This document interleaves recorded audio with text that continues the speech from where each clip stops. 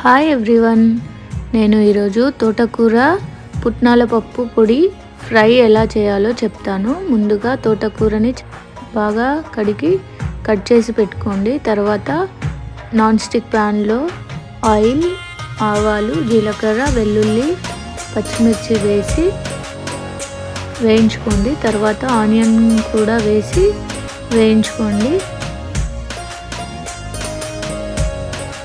Onion వేగడానికి కొంచెం ఉప్పు వేసి మూత పెట్టి మగ్గనివ్వండి. దాని తర్వాత పసుపు వేసి మంచిగా వేగనివ్వండి.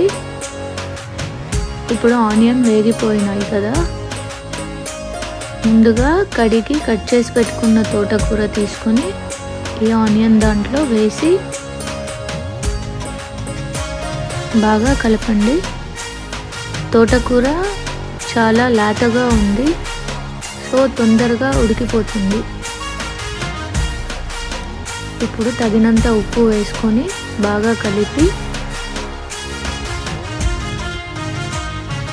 మూత పెట్టి మగ్గనివ్వండి.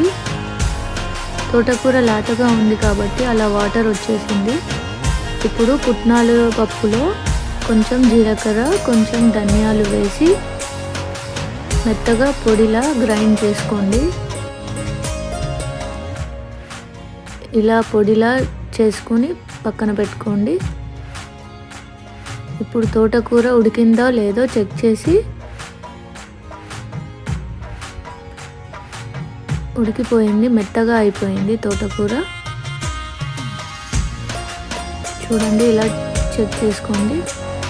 ఇప్పుడు ముందుగా గ్రైండ్ చేసి పెట్టుకున్న పుట్నాల పొడి 2 స్పూన్స్ వేసి బాగా కలిపి పుట్నాల పొడి పచ్చివాసన పోయేదాకా వేగనివ్వండి.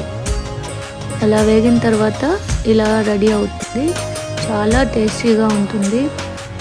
వేడి వేడి అన్నంలోకి చాలా బాగుంటుంది. కొంచెం నెయ్యి వేసుకొని తినండి, చాలా బాగుంటుంది. నాకైతే చాలా ఇష్టం. మీరు ట్రై చేయండి. ఓకేనా? Thank you. Bye bye.